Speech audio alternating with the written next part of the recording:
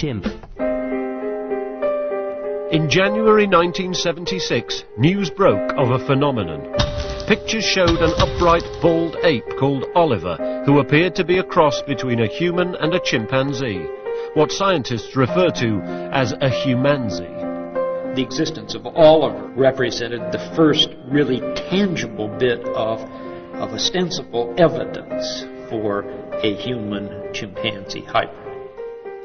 Oliver's photograph shocked the world, and in the media frenzy that followed, he became an international celebrity. In Japan, his human-like behavior earned him cult status. In New York, some journalists described him as the missing link. Others dubbed him Bigfoot. Oliver gradually faded from the spotlight and eventually disappeared. Now, 30 years on, he has been found still alive. And with the latest DNA profiling, we can finally solve the mystery of the humanzee.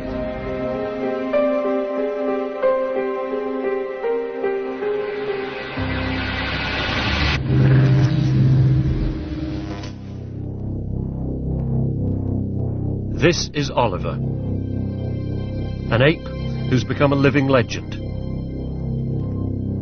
Perhaps the only example of his kind. He's baffled science for the last 30 years. He's a great mystery. No one's ever been able to explain why he is different. Something is in there, more than an animal. To be in his presence, he's just strange. He's different. What first drew the public and the scientists to Oliver was his bizarre appearance and behavior.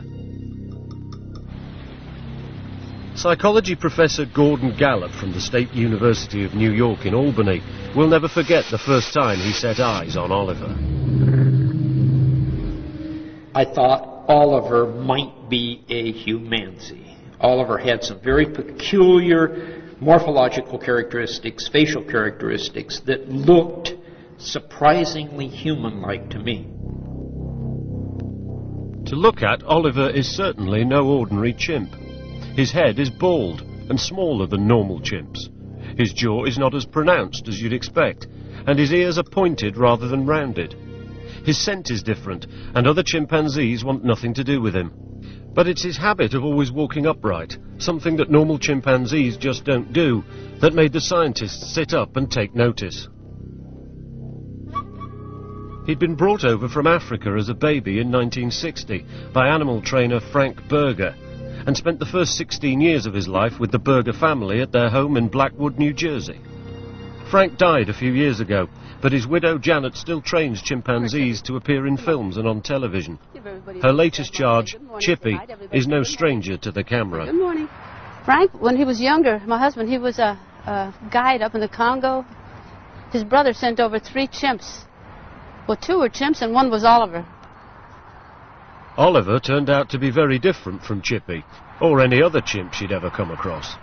When Oliver was about 4 or 5 months old, he just one day stood up and he was always up. Very, very seldom he ever put his knuckles on the ground. If he walked like a half a block, he would walk upright. This guy, if you walk a half a block, towards the end, he's can't make it, you know. Come here, Chip. Chip, come here, son. Come on. Chippy, stand up. Up. Come on, walk. Come on. Up, up, up, up, up, up, up, up. Because of the way their hips are made, most chimpanzees can only walk upright when coaxed like this, and then only for short periods of time. Unlike Oliver, Chippy soon goes back to walking on all fours. Janet and Frank Berger found the upright Oliver wasn't very good for business, as their other performing chimps shunned him. It didn't seem to bother Oliver, as he preferred the company of humans anyway. But he used to come in the house and sit down and watch television and smoke a cigar, you know. You could give him chores. You'd say, put hay in the wheelbarrow and take it over there. And he'd look where you're pointing, he would take it over there. A chimpanzee, you turn him loose, give him a wheelbarrow, he's gone. He's up a tree somewhere, you know. Oliver didn't behave like this to get any kind of reward. According to Janet, he simply wanted to do what humans do.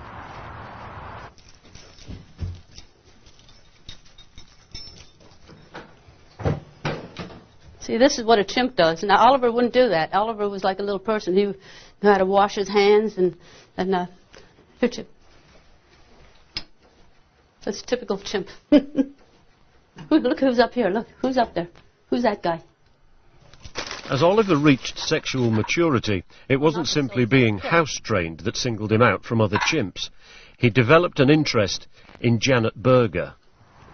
You know, I always thought he was a cross between a human and a chimp. I did. The way he acted, I've been around chimps all my life, and he was altogether different. And his problem was, when he was 16, then he wanted to make love to women, you know. He'd get a hold of you, couldn't get away from it. I'd help Frank. He didn't bite or nothing, just going to hug me and kiss me and whatever, you know. Oliver was becoming a real problem. Janet started looking for someone who could take him off her hands. Don't put your face on it. Ah, don't lick it. Professional pianist Vincent Pace was a friend of the Bergers and had known Oliver for years. He knew that Oliver's sexual advances towards Janet were becoming serious and that something had to be done. She went in this particular day, and he became aggressive. And he turned her around quickly, put her head down, bent her over, and he mounted her. Vincent considered buying him. He even invited his mother along to meet this possible new addition to the family. Her reaction was typical of a first encounter with this unnerving creature. He walked out down the hallway exactly the way he walked the day I had seen him. Shoulders back, erect, very aware. And he walked directly over the table, and she yelled out, "Oh my God," she says, "get him away from me." Seeing Oliver face to face, she became convinced she was staring at the offspring of a human and a chimpanzee. By now, other people were beginning to notice this strange-looking ape, including a New York attorney, who had big plans for Oliver.